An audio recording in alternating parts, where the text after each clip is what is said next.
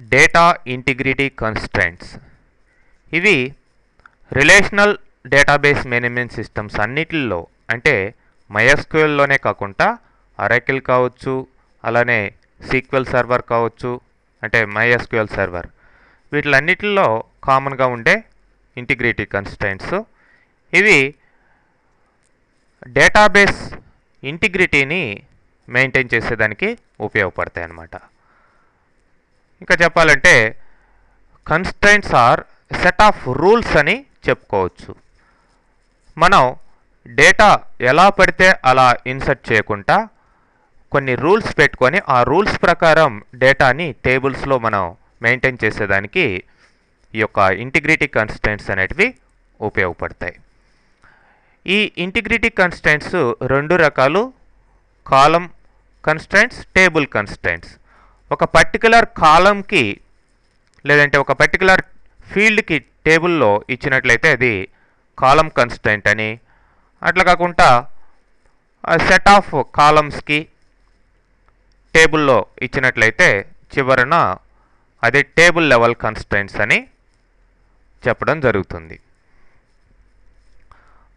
మరి ఈ యొక్క కన్స్ట్రైంట్స్ మనం ఒక టేబుల్ని క్రియేట్ చేసేటప్పుడు కానీ లేకపోతే టేబుల్ని ఆల్టర్ చేసి కానీ మనం సెట్ చేయొచ్చు.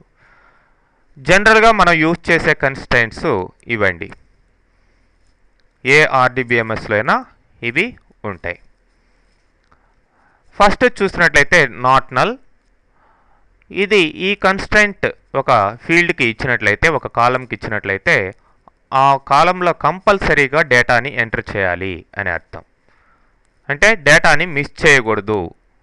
ఇన్సర్ట్ చేసేటప్పుడు అన్ని ఫీల్డ్స్తో పాటు దీనికి మిగతా ఫీల్డ్స్ని మిస్ చేసిన నాట్ నల్ ఫీల్డ్ ఖచ్చితంగా డేటాని ఇన్సర్ట్ చేసి ఉండాలి. నెక్స్ట్ యూనిక్ అంటే ఇది డూప్లికేట్ వాల్యూస్ లేకుండా చూస్తుంది. అంటే 100 అనే ఒక నెంబర్, ఒక ఎంప్లాయీ నెంబర్ ఇచ్చినట్లయితే మళ్ళీ ఇంకొక రికార్డులో 100 అని మళ్ళీ ఇవ్వకూడదు. సో ఆ విధంగా యూనిక్నెస్ని మెయింటైన్ చేస్తుంది అనమాట. 100 ఇచ్చిన తర్వాత 101 వేరే అదర్ దాన్ 100 మీరు ఇవ్వాల్సి ఉంటుంది. డూప్లికేట్ వాల్యూస్ ఇన్సర్ట్ కాకుండా చూస్తుంది అనమాట. ప్రైమరీ కీ అంటే దీన్నే కీ ఫీల్డ్ అని కూడా అంటాం. ఇది ఒక టేబుల్లో ఒక్క ప్రైమరీ కీ మాత్రమే మీరు ప్లేస్ చేయొచ్చు. మరి ఈ primary key is the combination of not null plus unique అని చెప్పుకోవచ్చు. అంటే దీంట్లో కంపల్సరీగా నాట్ నల్లో ఏ విధంగా అయితే డేటా ఎంటర్ చేయాలో ఆ విధంగా కంపల్సరీగా ఎంటర్ చేయాలి. ప్లస్ యూనిక్, దీంట్లో డూప్లికేట్ వాల్యూస్ ఇవ్వకూడదు. ఈ రెండిటి యొక్క కాంబినేషన్. అదేవిధంగా ప్రైమరీకి మీరు ఒక ఫీల్డ్ మీద ప్లేస్ చేసినట్లయితే దానికి ఆటోమేటిక్గా డేటా రిట్రైవల్ స్పీడ్ అయ్యేదానికి ఇండెక్స్ కూడా క్రియేట్ అవుతుంది. ఇండెక్సెస్ గురించి తర్వాత సెషన్స్లో చూద్దాం. నెక్స్ట్ ఫారిన్ కీ లేదంటే రెఫరెన్షియల్ ఇంటిగ్రిటీ కన్స్ట్రైంట్ అని కూడా అంటాం. దీని ద్వారా టేబుల్స్ మధ్యలో రిలేషన్షిప్స్ అనేది మెయింటైన్ చేసేదానికి ఉపయోగపడుతుంది. ఎగ్జాంపుల్లో దాన్ని క్లియర్గా చూద్దాం. ఏ విధంగా రిలేషన్షిప్స్ మెయింటైన్ చేయొచ్చు అంటే ఒక టేబుల్లో ఉన్న డేటాని అనుసరించి ఇంకొక టేబుల్లో డేటాని ఏ విధంగా ఇన్సర్ట్ చేయాలి, ఈ రెండు టేబుల్స్కి మధ్యలో రెండు లేదంటే అంతకంటే ఎక్కువ టేబుల్స్ మధ్యలో ఏ విధంగా రిలేషన్షిప్ రెఫరెన్సెస్ అనేది ఇవ్వాలి అనేది ఫారిన్కి చెప్తుంది. Next check constraint. ఇది కండిషనల్గా డేటాని ఎంటర్ చేసేదానికి ఉపయోగపడుతుందండి. పర్టికులర్ కండిషన్ అనేది మనం ఇస్తాం, ఆ కండిషన్ ప్రకారం డేటా మనం ఎంటర్ చేయాల్సిన అవసరం ఉంటుంది. For example check salary should be greater then 5000 అని ఒక కండిషన్ ఇచ్చామనుకోండి. శాలరీ ఎంటర్ చేసేటప్పుడు అందరికీ ఖచ్చితంగా 5000 కంటే ఎక్కువ ఇవ్వాలి, తక్కువ ఇస్తే తీసుకోదు. మరి ఇక్కడ ఈ యొక్క చెక్ కన్స్ట్రైంట్ అనేది MySQLలో ఇవ్వడం జరిగింది, కానీ ఇది కంపల్సరీగా వర్క్ అవుతుందని మాత్రం లేదు. అంటే ఇది ఫర్దర్ పర్పస్ పెట్టడం జరిగింది చెక్ కన్స్ట్రైంట్ MySQLలో. ఈ వర్షన్ వరకు వర్క్ కాదు. ఇస్తే మాత్రం తీసుకుంటుంది, బట్ ఆ యొక్క వ్యాలిడేషన్ మాత్రం చెక్ చేయదన్నమాట.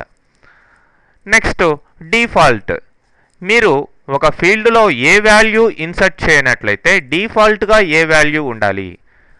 ఒక ఫీల్డ్కి ఫర్ ఎగ్జాంపుల్ శాలరీ మిస్ చేశారనుకోండి, శాలరీ ఇవ్వకపోతే మీరు ఇన్సర్ట్ చేసేటప్పుడు డిఫాల్ట్గా ఏ వాల్యూ తీసుకోవాలి, సంథింగ్ 1000 1500 ఏదో ఇచ్చేస్తాం.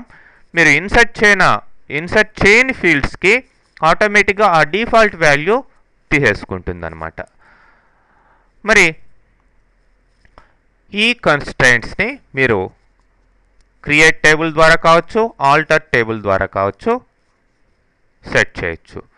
క్రియేట్ టేబుల్ ద్వారా అయితే ఇట్లా క్రియేట్ టేబుల్ నేమ్ కాలం అని ఇచ్చి ఆ కాలం డేటా టైపు సైజ్ ఇవన్నీ ఇస్తూ లాట్లో కాలం కన్స్ట్రైంట్, ప్రతి కాలంకి కూడా మీకు అవసరం అనుకుంటే కాలం కన్స్ట్రైంట్ పెట్టచ్చు.